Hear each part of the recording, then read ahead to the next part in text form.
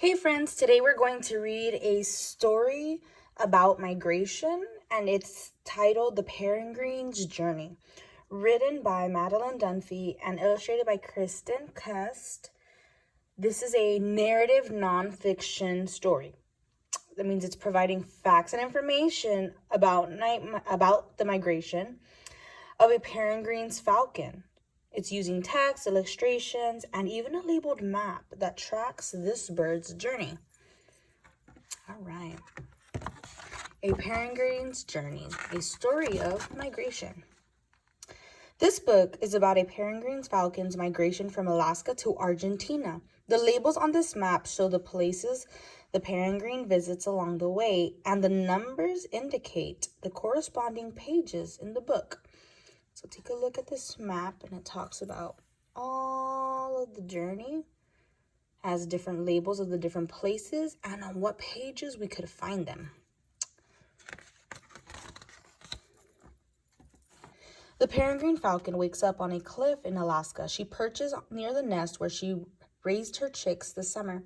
Even though it is only September, it has already snowed and the puddles are covered with ice. She ruffles her feathers to try to keep warm, but she is restless. As each day passes, the weather will only get colder and there will be less and less sunlight. Finally, the time has come for her to leave. She takes one last look at her Alaska home and then begins her migration south. She will fly all the way from Alaska to Argentina, a distance of more than 8,000 miles. It will take her about 2 months. If you tried walking that far, it would take you more than 3 years. The peregrine flies over the Yukon. You might wonder how she knows where she's going. She doesn't have a map or a compass, but she has something even better: instinct. The peregrine was born knowing where to fly. She also has very good eyesight. From high in the sky, she can see far away in all directions. She sees the coastline, a wide flowing river, and some mountains with high peaks. To her, the mountains and rivers are like maps and street signs. These landmarks help her know where she is.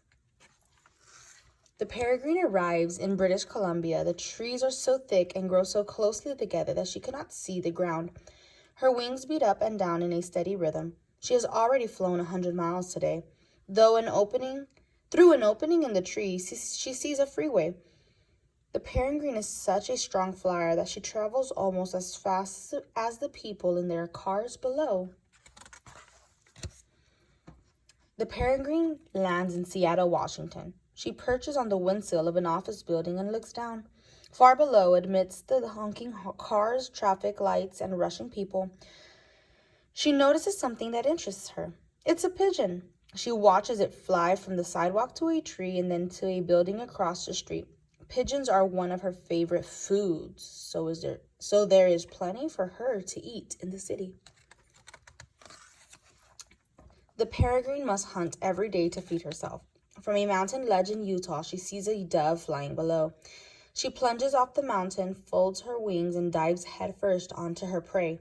The injured dove tumbles towards earth, but before it can hit the ground, the peregrine swoops down and catches it. She carries the dove back up the mountain ledge, where she picks it apart with her razor-sharp beak and talons. After she finishes her meal, the peregrine finds some water to bathe in. Eating can be very messy. Because of this, she always stays near water.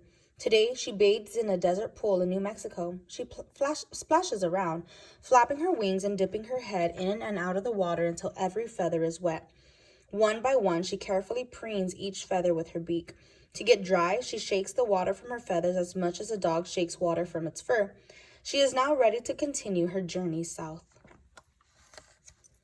She lands on the Texas coast. Many other migrating peregrines also stop here during the month of October because there are so many kinds of birds to eat. The golden plover, laughing gull, and green spring teal are just some of the birds the peregrine hunts. She spends several days here eating and resting. At times, she even plays with other peregrines. In a high-speed dance, they swoop, glide, and chase each other across the sky. The peregrine flies over the sea with no land in sight. From Texas, she could continue to fly overland, but instead she takes a shortcut and flies over the Gulf of Mexico. At times, she flies so close to the water that her wings nearly touch the waves. Several hours pass and the sun starts to set. The Peregrine could fly through the night, but lands on a passing ship going in her direction. She perches on the ship's mast and gently closes her eyes. The captain watches her, though, the night as he steers the ship through dark seas. After a few days, the Peregrine reaches land and is flying over Guatemala. She feels the winds pick up. Strong winds can be good or bad for the Peregrine. If they are going in the wrong direction, they may blow her off course. But if they are going in the right direction, they can help her fly with a lot less effort. Today, the winds are blowing south, and she glides on them for hours, hardly flapping her wings. The winds carry her up so high that a pilot flying by can see her from its cockpit below. While flying over Panama, the Peregrine meets a flock of swansons and the broad-winged hawks flying along in the same route. These birds can fly in huge flocks of up to 10,000. There are so many birds that they seem to block out the sun. Sometimes they fly so close together that they are only about a foot apart. You might think that they would get in each other's way, but they don't. For a while, the Peregrine joins these peaceful birds on their migration. The Peregrine flies over a forest that looks like an enormous green ocean. She is above the rainforests of Colombia. She feels thirsty and looks for some water to drink. There is plenty of water here because it rains nearly every day. The Peregrine lands next to a waterfall. She dips her head in and out of the water, taking long, deep drinks. After shaking her feathers dry, the Peregrine flies straight up until she is again soaring over the lush green trees of the rainforest.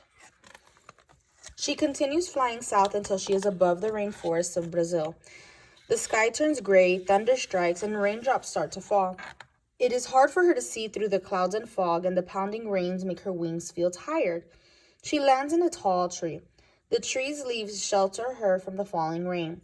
The Peregrine closes her eyes and takes a nap until the late afternoon. She no longer needs to fly as far each day because she is nearing the end of her journey. Sunset comes and the Peregrine lands for the night in the woodlands of Bolivia. When she is asleep, a great horned owl silently flies by, beating its powerful wings. The Peregrine does not have many predators, but one creature she must be wary is a great horned owl, the owl. This fierce-looking bird hunts her at night while she is sleeping. The owl has excellent eyesight and hearing and can usually find its prey no matter how well it is hidden. But tonight, the Peregrine is lucky. The owl does not notice that she is carefully nestled between two tree branches. The Peregrine arrives in Argentina. Surrounding her are miles and miles of swaying grasses with eucalyptus trees scattered here and there. She lands on the tallest tree in the valley and rests. This is the end of her journey. It has been 2 months since she left Alaska, over 8,000 miles away. During her migration, the Peregrine visited such different places as the Arctic, the desert, the ocean, the rainforest, and even the city. Next March, she will make the long journey back to Alaska, where she will raise another family. But for now, she is home.